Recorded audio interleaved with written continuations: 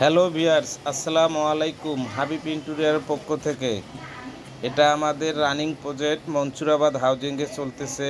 এটা হচ্ছে ভিতরে আহমেদের প্লাই এবং বাইরের পাল্লাগুলি হচ্ছে ক্রাউন্টিক বোর্ড বিনিয়ার।